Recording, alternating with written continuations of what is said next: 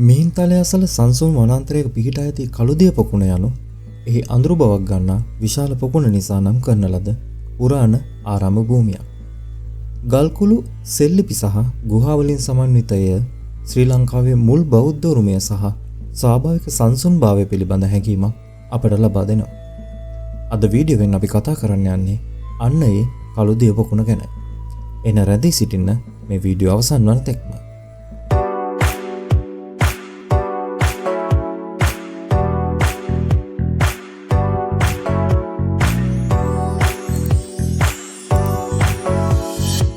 කළුදිය පොකුණ ප්‍රදේශය තුළ සංසුන් සුන්දර වනාන්තර සහ ගල් පර්වතවලින් වැසී ගිය වටපිටාව අතර සිංහල ජල ශිෂ්ටාචාරයේ මුල්ම උදාහරණ කිහිපයක් මිහින්තලයේදී අපට හමු වෙනවා.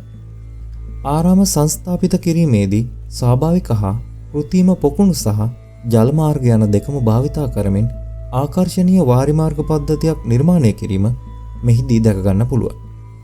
මේ ප්‍රදේශය අලංකාර කර ඇති බොහෝ පොකුණු සහ ජල මාර්ග අතරින් විශේෂ පොකුණු සහ නාන ස්ථාන තුනක් අදටත් හඳුනා ගන්න පුළුවන්.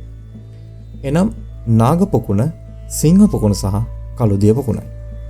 භික්ෂුන් වහන්සේලාගේ දෛනික කටයුතු සඳහා අතිශයින් වැදගත් වූ ජල මාර්ග පද්ධතිය දැන් එහි භාවිතේ නැහැ.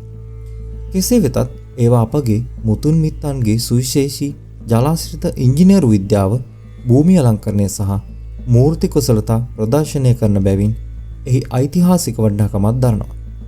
කළුදිය පොකුණ මිහින්තලේ බටහිර බෑවුම් පාමුල පිහිටා ඇති අතර පොකුණු අතරින් විශාලතම පොකුණයි.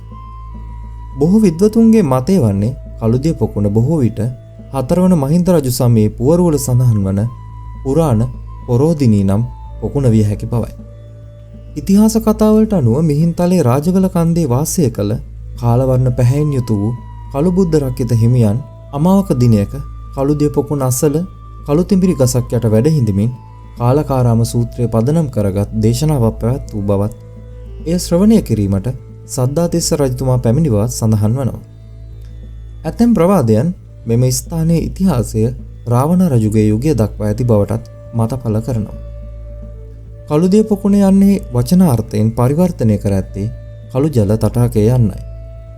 අසල වනාන්තර සහ කඳුකරේ ගස් සහ ගල් පර්වතවල අඳුරු ස්වභාවය මෙයට ආරෝපණය වූ නිසා මෙම නම් බිහි වූ බවත් දවසේ බොහෝ වේලාවක් එහි රැඳී සිටින විටදී එහි සත්‍ය අපට වටහා ගත හැකි බවත් පෙනී යනවා.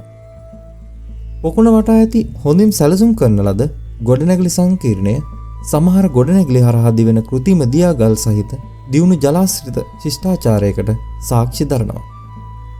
පොකුණ වටා ස්තූපයක්, උපෝස්ථගරයක් හෝ පොහොයගයක්, භික්ෂුන් වහන්සේලාට ඇතැම් චාරිත්‍ර ඉටු කිරීම සඳහා නිතිපතා රැස්වන ගොඩනැගිල්ලක්, ඇවිදීම සඳහා සක්මන් මළුවක්, පිරිවෙනක්, නේවාස කුටි, නාන කාමරයක් සහ වැසිකිළියකින් සමන්විත ආරාමයක නටබුන් මෙහිදී හමු වෙනවා. අවට ප්‍රදේශයෙන් හමු වූ ගුහාවක් විශේෂයෙන්ම කැපී පෙනෙනවා. දැවැන්ත ගල් පර්වතයක් යට ඉතා සූපහසු ලෙස නිමවා ඇති අතර සිනිඳු ග්‍රැනයිට් පුවරු සහ ගඩොල් එකට මිශ්‍ර කර එය නිමවා තිබෙනවා. ඇතැම් විද්වතුන් විශ්වාස කරන්නේ මේ ඉදිරිපස නාන පොකුණට සම්බන්ධ නාන නිවසක් වන්නට ඇති බවයි. අතීතයේ සිට පැවතෙන මෙවැනි පුරා විද්‍යාත්මක ස්ථාන අනාගත පරපුරු දෙසා රැක ගැනීම අප සතු වගකීමයි. වීඩියෝ කරාරපු ඔබ සැමට බොහොම ස්තුතියි. තවත් වටිනා වීඩියෝ එකකින් නැවත හමු වෙමු. ඔබ සැමට සුබ දවසක්.